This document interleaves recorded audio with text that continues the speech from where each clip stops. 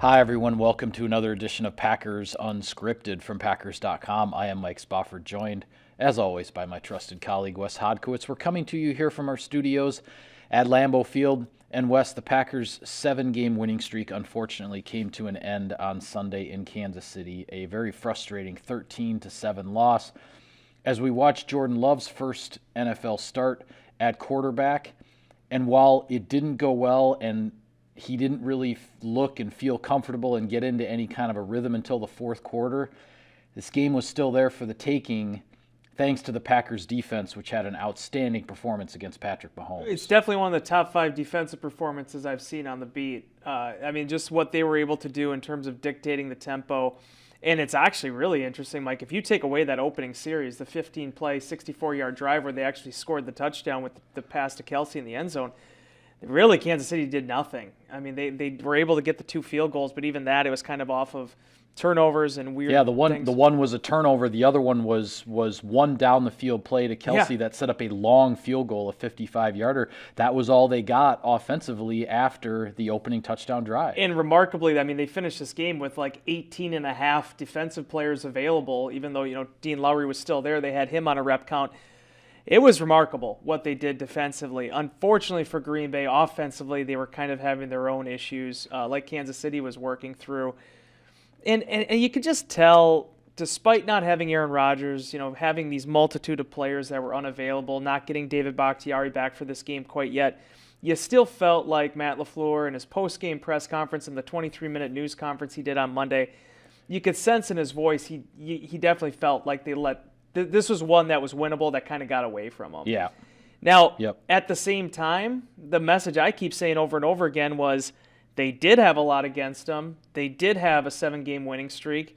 The NFC North is what the NFC North is right now. The Packers really, you don't hear a lot of dejection in their voices because I think they look at this as basically the worst-case scenario where you lost Rodgers. If they can get him back this upcoming week, there's a lot of things that have to get figured out between now and Saturday, but defensively, the type of showing that they had in Kansas City, I think that shows that this Green Bay Packers team can play with anybody. Yeah, absolutely. The Packers feel really good about where their defense is right now. And, of course, everyone is wondering, okay, if you do get Jair Alexander back at some point, if you do get Zadarius Smith back at some point, then just how strong will this defense be for the stretch run? And we'll talk about this a little more later in the show. But the Packers are in great position in the NFC North, obviously. A 3.5-game lead over the Vikings.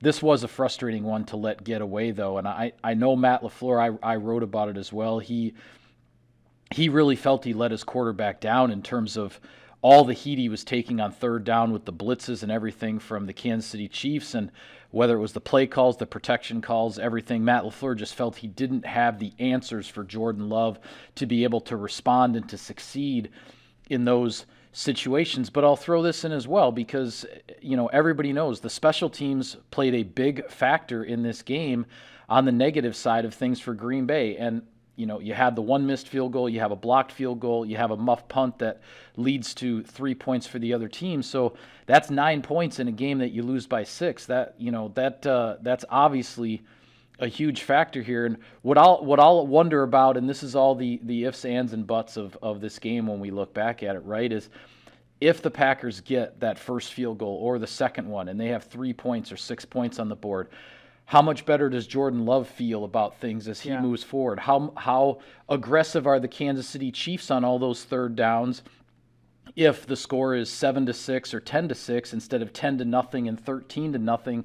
The Chiefs stayed in a position where they could really throw caution to the wind in a lot of respects. And you just wonder sometimes if the game had been a little bit closer, would Steve Spagnuolo, who is as aggressive as there is as a defensive coordinator, would there just have been a couple of moments or two where maybe he doesn't take quite so many chances? I just wonder. I'm not saying that's what he would have done, but I wonder. Hypothetically, I think you're probably on point, though, right? It did, not to compare this to a high school football game, but I saw this a lot when I was covering preps a long time ago. Oh, sure. I never covered college football, so I can't use that as an analogy, but if you find a situation where a quarterback has to throw and it's a young guy, and not that he's necessarily rattled, but you understand the quicker you're able to get to him, the chance of a big player going to be neutralized.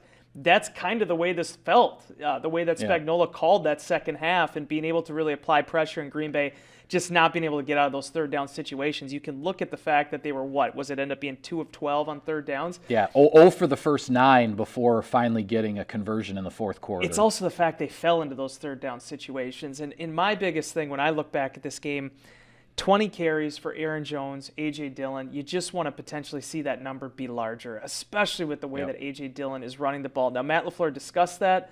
The ratio between the run and the pass, not exactly what he was looking for.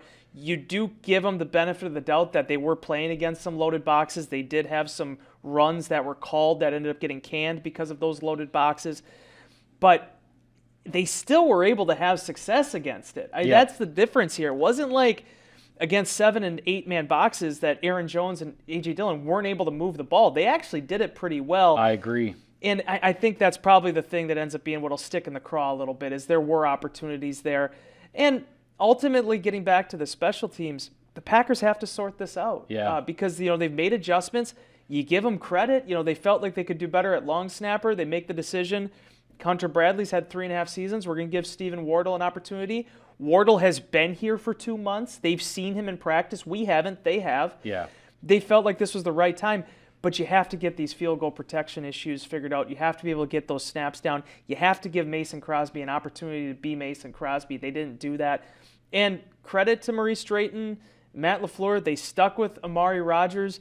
I think you have to see the big picture there with Rodgers. You have to understand that we are in Week 9, now Week 10.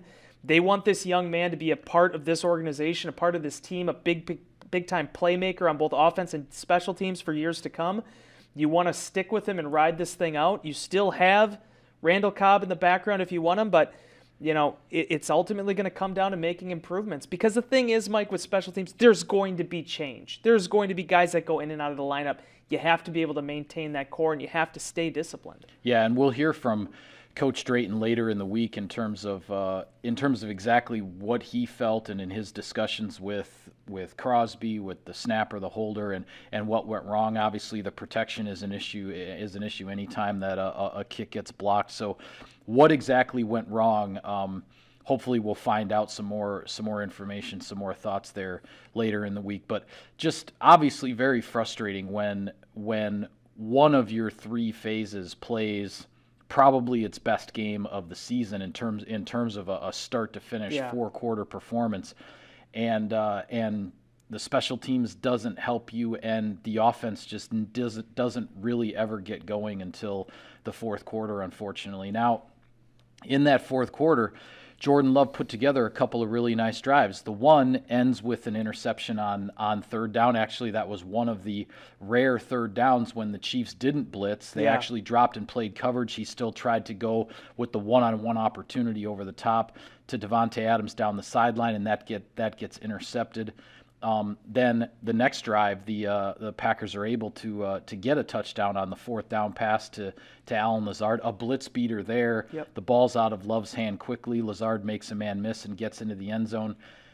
You just wish, and you can't put any blame on the defense here, obviously, but if you could have stopped that 3rd and 10 right at the end, right after the 2-minute warning. Now, the Chiefs would have punted the Packers back to the 10-yard line. Jordan Love would have had no timeouts, less than 2 minutes, and 90 yards to go for a touchdown. I mean, that would have been a monumental task. But with the rhythm that he was starting to find in the fourth quarter, you just would have liked to have seen him get that opportunity to see if maybe he could have pulled it off. But really, the one time all day that Patrick Mahomes looked like Patrick Mahomes was on that 3rd and 10 where he scrambles away from the pressure on the blitz. The Packers are covering like mad in the back end because that play lasted 7, 8, 9 seconds, whatever it was. And Tyreek Hill's able to just get enough clearance from Chandon Sullivan. And then Adrian Amos with the hit, and Hill secures that ball well enough so that the ball doesn't come out on the hit, and then the Chiefs are able to run out the clock. I like the way the Packers lost that game, though. If that makes any sense to you, because it reminded me a lot of how they finished the Arizona game. You don't want to leave anything left in the chamber. They went with the blitz. Credit to them, they were able to pick up the blitz. And ultimately, Patrick Mahomes, a former MVP quarterback, made a play. And you can maybe make a case of one of the few plays that was made during that game, being able to find his main target. It is what it is. I like the way that Green Bay, though, has maintained an aggressive approach. I think that's been a change you've seen over the last 5-6 games in the way that guys execute in those moments. And the fact is, they lost Kenny Clark in the third quarter to the back injury. It sounds like hopefully that won't be a long-term issue. You lose Eric Stokes during pregame warm-ups to a knee injury. So suddenly it doesn't become a question of, well, do you keep Rasul Douglas out there or do you go with the returning Kevin King? They needed both of them on the field. They still needed Henry Black as the dime linebacker. Chris Barnes has arguably the best game of his career alongside Devondre Campbell, who had another 8+ tackle performance. These guys, not to say they ran out of gas, because that's not the point I'm trying to illustrate, but they had to rely on so many guys. Look at the defensive line at the end of the game. All that was left was rookie TJ Slayton, Tyler Lancaster, who I thought played a whale of a ball game. Who was in and out with an injury himself. Yeah. And Jack Heflin's playing his first NFL game, the undrafted free agent out of Iowa. So the Green Bay, they fought tooth and nail right to the very end. It didn't work out for them, but as Kevin King said after the game, they're going to be scary, man. If they can get Jair Alexander back here soon, if they can get Zadarius Smith back by the end of the season, this defense, with the way they're playing, if they can add in their best players now, they got something cooking. Yeah, this defense, we've been talking about it. You wonder, with the progress the unit has made all the way along since a very rough week one, which was a rough week one for the entire team, but it certainly was rough for the defense.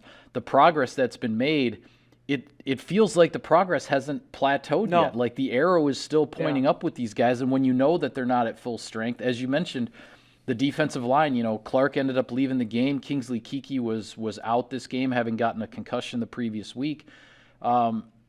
There's still more rising to do the way it looks right now. And I made a mistake a couple days ago, Mike. I want to clear up now because I said, Devondre Campbell, I haven't seen an inside linebacker playing the way he's playing right now. No, I did. It was Clay Matthews. It was Clay Matthews in the second half of that 14 season. That's true. They're different players. I'm not saying Campbell's Matthews, but what I'm saying, though, is that they have a guy who can play sideline to sideline. They can keep two linebackers on the field, and I think that's really made a huge difference with this defense. You don't see Adrian Amos having to play as much up at the line of scrimmage. Joe Barry really doesn't even play that much dime defense to begin with. He's comfortable leaving it with the 5 defensive backs and the 2 linebackers in a lot of passing situations. Yeah. That ability to be that flexible in the middle of the field, I think that's made a huge difference with this defense, in addition to the defensive line being able to pick up some of the pressure concepts without having Zadarius Smith. That area, I think, is really interesting to watch if they can continue that incline over the second half of the season, because, Mike, they finished 14 really strong after a poor start. If you can continue and build onto this into the second half of the season, the Green Bay Packers are going to get the defense they've been looking for the last 10 years. Yeah, I agree with you. I agree with you wholeheartedly. A shout out to our sponsors here, Wes. Sirius XM NFL Radio delivers hard-hitting analysis and up-to-the-minute NFL news that true football fanatics need 24/7, 365. And at Cousin Subs, we have something for everyone, like our Wisconsin cheese curds, mac and cheese, golden fries, and creamy shakes, all paired with your favorite sub or sub in a bowl. Cousin Subs. We believe in better. All right, Week 10 has arrived. The Seattle Seahawks are coming to Lambeau Field. Russell Wilson is back from his finger surgery. He has missed, is it 3 games? Yeah. He missed? That video would have suggested 3 years, but 3 games. That's a discussion for another day. But Russell Wilson is back. The Seattle will come into Lambeau Field at 3-5. Quite frankly, fighting for their season here now, getting their quarterback back. And the Packers will kind of be wondering all week what exactly is going to happen at quarterback, because Aaron Rodgers he will be first eligible to come off of the reserve COVID-19 list on Saturday, which would be a 10-day absence from when he had his positive test. And if he is medically cleared, Matt LaFleur has said that Aaron Rodgers will start on Sunday, despite not practicing at all last week or this week. That he will start if he is medically cleared, but Jordan Love will be taking all of the practice reps. It's really a matter of getting 2 quarterbacks prepared for this game. One of them is only going to be able to prepare mentally, in essence. But the Packers are going to prepare both quarterbacks, and then, as you said at the beginning of the show, see where the chips fall on Saturday with Aaron Rodgers. Yeah, as Matt LaFleur said, he's never really dealt with anything like this before. I mean, who has, right? I mean, and being able to have one quarterback in the building and one quarterback not. And really, as he said, though, it is just about preparing both of those guys for the same opponent and what the Packers have to do offensively to attack that opponent. It's great that that Jordan Love is going to be in a position to contribute, to be able to have that experience last week if called upon in a game that I think now the Packers really do need to win. Not that they didn't have to win on Sunday, but this is a team they should beat regardless, I think, of the quarterback, just based on how things have gone for Seattle this year. And absolutely. And when you're coming back home, you're coming back home after being on the road for the last 5 games, you want to set the tone again at home because the back half of the schedule now, 5 of the Packers' last 8 games are at Lambeau Field. This is where you want to start. You want to start building and making that late season charge. Without question. So it'll be really just the bigger thing of, okay, where is Aaron Rodgers? At what point can he potentially test negative this week? Can you get the negative tests apart the way you need to for him to be back in the building? And if he's able to be on there on Saturday, as Matt LaFleur said, he's not concerned at all about his ability to step in and play. And honestly, Mike, we've seen that with some of the injuries in the past, too, that he's played through. I don't think that's going to be the biggest issue. The question's really just going to be the uncertainty that is revolving around this virus, around how you are about to prepare a football team. I think from a preparation standpoint, though, if he is cleared, if he's back out there on the field on Sunday, I expect the same Aaron Rodgers as always. Yeah, I think that's what everybody certainly will expect, and Matt LaFleur expects that. Otherwise, he wouldn't have already declared what he's declared in terms of that starting quarterback situation for Sunday. Big picture here, Wes. As I noted earlier, the Packers have a 3.5 game lead in the NFC North over the Vikings, a 4-game lead over the Bears because both of those division rivals lost on late field goals, the Vikings in overtime, the Bears on Monday night, a last-minute field goal by the Pittsburgh Steelers. And some other things, quite frankly, went pretty well for Green Bay, in terms of on a week that you lose. The Dallas Cowboys, the Los Angeles Rams also took their second losses, and we had seen the previous week before the Buccaneers went on their bye week, the Buccaneers had taken their second loss. So there's only a single solitary one-loss team left, not only in the NFC, but in the entire NFL, and that's the Arizona Cardinals. Tip your hat to them. They had lost their quarterback, their number one receiver. They lost their number one running back very early in the game against San Francisco, but had no trouble with the 49ers. So the Cardinals are 8-1. That's the team that's sitting in the catbird seat right now as we get into the second half stretch of the season. But it's still all right out in front of the Green Bay Packers at 7-2 and only 1 game off of the pace behind a team that you did beat head-to-head. Yeah, and the NFC, 1-7 against the AFC this weekend, including that game against, with Chicago and Pittsburgh. Isn't that something? I'm sorry to interrupt you, but when we're talking a couple of weeks ago, we're talking about all these one-loss teams in the NFC, right? And the AFC has everybody with 2 or 3 or more losses. Yeah. And then you have a week like this where suddenly everybody in the AFC is beating everybody in the NFC. It's just the way this league goes sometimes. The only thing that didn't go in Green Bay's direction was San Francisco falling against Arizona. Right. And to be honest with you, we've talked about Matt LaFleur, deservingly so, Mike McCarthy, Sean Payton, the job he's done in New Orleans. We probably do need to start giving some respect to Cliff Kingsbury because to run the ball 39 times, everybody says they don't run the football. Colt McCoy, I really thought that was what the table setter was for him having the game that he did. And they lost Chase Edmonds, I believe it was in the first quarter of that game, was it not?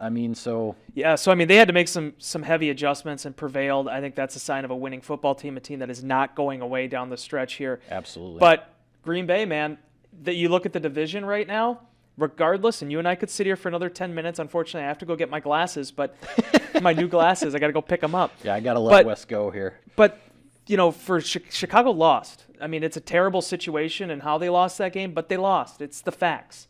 And they needed 21 points in the fourth quarter to get back in it. But the Green Bay Packers are 7-2. The rest of the division combined has 6 wins. 6 wins right now? Yeah, I think that's right. That's what matters. The Packers need to keep picking up W's.